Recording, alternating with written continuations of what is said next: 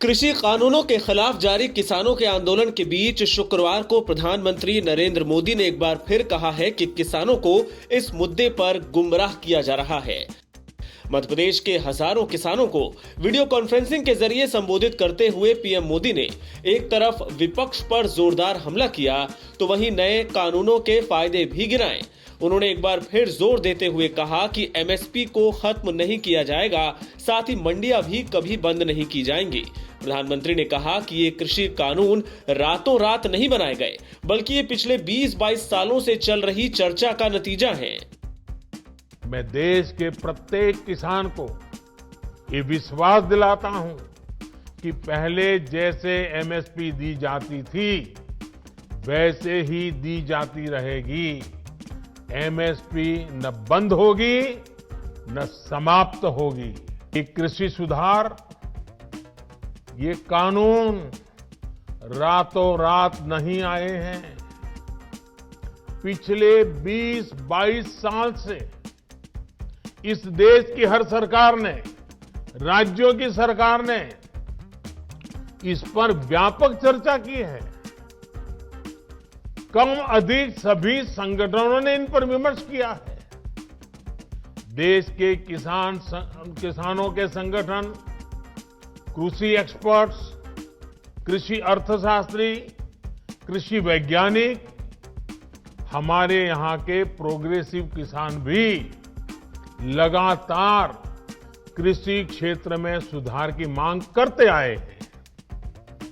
सचमुच में तो देश के किसानों को उन लोगों से जवाब मांगना चाहिए जो पहले अपने घोषणा पत्र में इन सुधारों की सुधार करने की बात लिखते थे, वकालत करते थे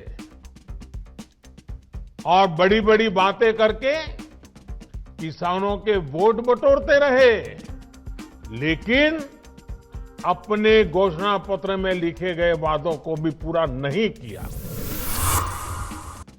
तृणमूल कांग्रेस से इस्तीफा देते ही ममता के पुराने सहयोगी शुवेंदु अधिकारी की सुरक्षा बढ़ा दी गई है।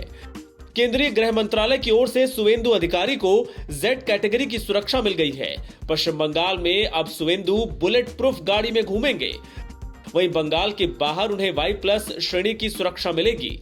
मंत्रालय द्वारा जारी बयान में कहा गया है कि केंद्रीय सुरक्षा एजेंसियों के परामर्श से मंत्रालय में शुवेंदु की सुरक्षा व्यवस्था की जांच की गई।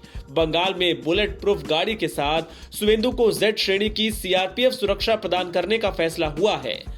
आपको बता दें कि एक दिन पहले ही ममता के सिपहसालार कहे जाने वाले शुवेंदु अधिकारी ने टीएमसी की सदस्यता से इस्तीफा दे दिया। शुवेंदु इसी हफ्ते बीजेपी में शामिल हो सकते हैं। शुवेंदु के साथ दूसरे कई विधायकों के भी बीजेपी में शामिल होने की अटकलें हैं।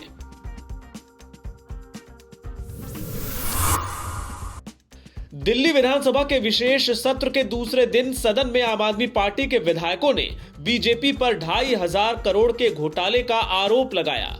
पार्टी नेताओं ने विधानसभा में एक विशालकाय पोस्टर लहराया जिस पर लिखा था, बीजेपी ने किया 2,500 करोड़ का घोटाला, बीजेपी वालों को जेल भेजो। दिल्ली विधानसभा में बीजेपी शासित नगर निगमों में 2,500 करोड़ रुपए के घोटाले के मामले में सीबीआई जांच की मांग करने वाले एक प्रस्ताव को भी ध्वनिमत से पारित किया गया। वहीं बीजेपी विधायकों ने तख्तियां दिखाते हुए एमसीडी के कथित बकाया 13,000 करोड़ रुपए जारी करने की मांग की। दुनिया भर में कोरोना वायरस वैक्सीन के टीकाकरण के बीच रूस ने ऐलान किया है कि वो अपनी वैक्सीन का निर्माण भारत में करेगा। रूस ने यह भी कहा कि 2021 से भारत में हर साल करीब 30 करोड़ वैक्सीन के डोज का उत्पादन किया जाएगा। इसके लिए रूस ने भारत की 4 प्रमुख वैक्सीन निर्माता कंपनियों से बातचीत भी कर ली है। रशियन डायरेक्ट इन्वेस्टमेंट फंड के प्रमुख किरिल दिमित्रेव ने यह जानकारी दी। रूस की corona virus vaccine Sputnik V को बनाने वाली कंपनी ने कुछ ही दिन पहले दावा किया था कि यह वैक्सीन वायरस के खिलाफ 91.5% कारगर है। आपको याद दिला दें कि वैक्सीन की सफलता की घोषणा के समय ही रूस ने कह दिया था कि वो अपनी वैक्सीन का निर्माण भारत में जरूर करेगा। लियोनेल मेसी और क्रिस्टियानो रोनाल्डो के दबदबे को तोड़ते हुए पोलैंड के रॉबर्ट लेवांडोव्स्की इस साल फीफा के सर्वश्रेष्ठ फुटबॉलर चुने गए हैं। लेवांडोव्स्की ने इस सत्र में 55 गोल करके बायर्न म्यूनिख को कई अंतर्राष्ट्रीय और घरेलू ट्रॉफियां जिताई हैं। अंतिम सूची में लेवांडोव्स्की के साथ ही मेसी और रोनाल्डो का नाम भी शामिल था। राष्ट्रीय टीमों के कप्तानों, कोचों, चयनित पत्रकारों और प्रशंसकों के मतदान के आधार पर विजेता का चयन हुआ। फीफा ने वर्चुअल समारोह का आयोजन ज्यूरिख में किया था, लेकिन फीफा के अध्यक्ष उन्हें व्यक्तिगत रूप से पुरस्कार देने म्यूनिख गए।